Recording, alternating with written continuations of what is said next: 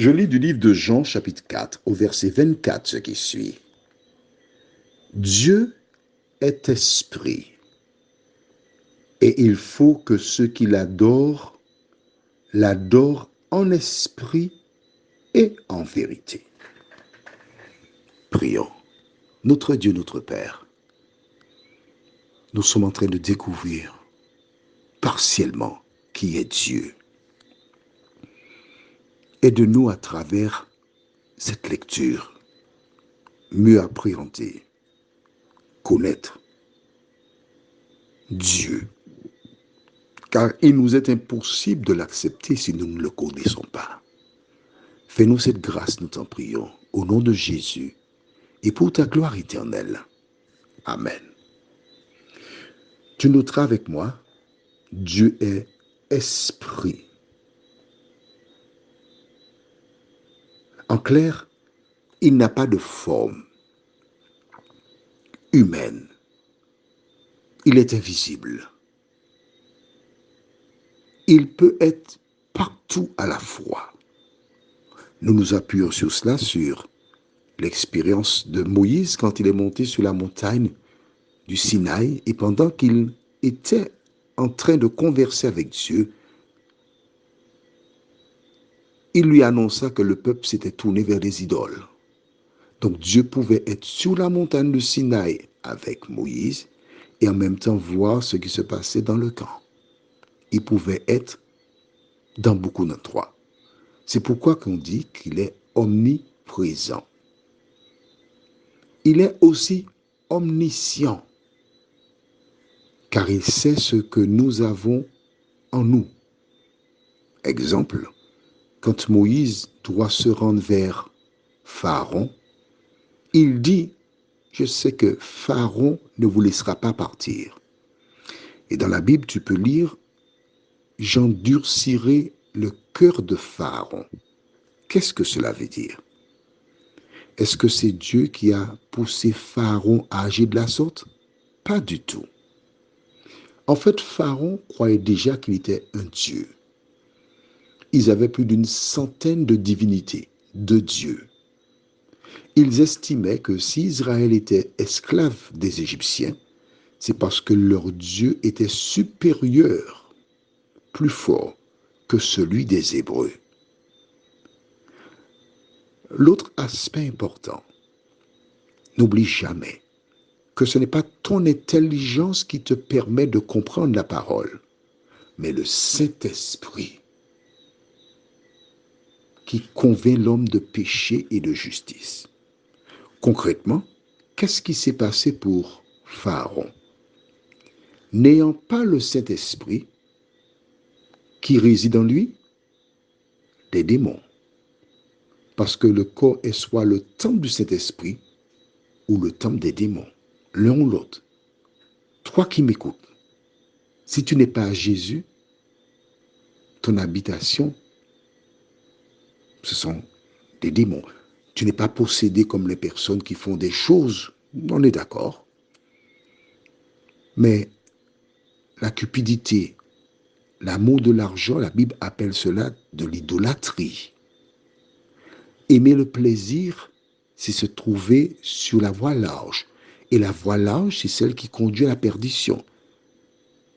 Et chacun a quelque part quelque chose, de minime peut-être, mais qui portera du fruit tôt ou tard.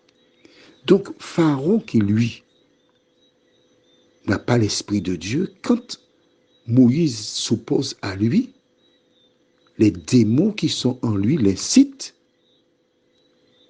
à se rebeller. Parce que c'est ça. Les démons sont des esprits méchants. Et Dieu est esprit, vérité. Il y a toujours donc cette lutte entre le bien et le mal.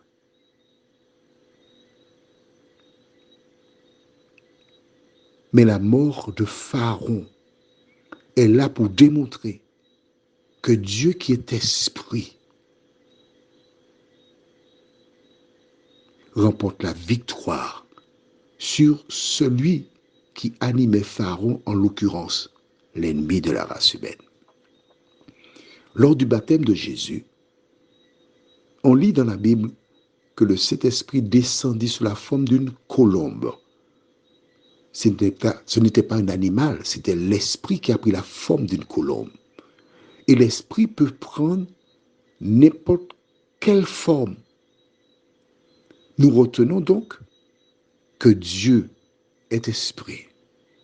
Alors certains diront, oui, mais il a bien dit, faisons l'homme à notre image, au livre de Genèse. Qu'est-ce que cela veut dire? L'homme a été créé à l'image de Dieu. Ce n'est pas l'image physique, puisqu'on a bien lu ici que Dieu est esprit. Mais il est question d'une certaine ressemblance. Exemple, on entend des personnes dire, elle parle comme sa mère,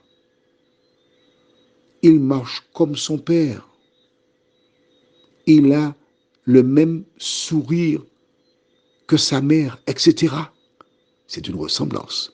L'image dont il est question, c'est que Dieu règne sur le monde et il a donné à l'homme le pouvoir de régner sur la terre. Mais ce n'est pas, contrairement à ce que certains pensent, l'image physique de Dieu, puisque Dieu est esprit. C'est ainsi qu'à plusieurs reprises, il s'est manifesté. Exemple, le buisson ardent. Moïse a vu le buisson il y avait du feu, mais rien ne se consumait. La flamme de feu, il était dans cette flamme. Retenons donc qu'il peut prendre la forme humaine, il peut faire tout ce qu'il veut. Dieu est esprit. Et c'est pourquoi que ceux qui l'adorent doivent le faire en esprit et en vérité, c'est-à-dire avoir la pensée pour Dieu et être véridique dans l'adoration, c'est-à-dire on ne peut pas être à droite et à gauche.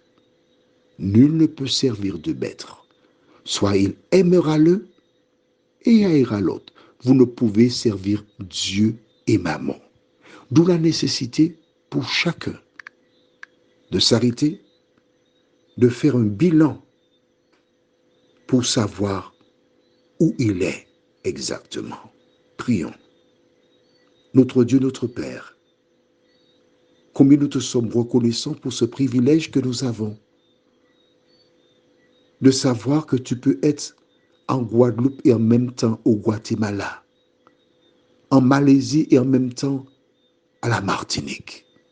Merci pour ta parole qui seule nous conduit dans toute la vérité et que nous puissions chaque jour, Seigneur, compter sur tes promesses. Au nom de Jésus et pour ta gloire éternelle. Amen. Je te souhaite une bonne journée sous le regard de Dieu.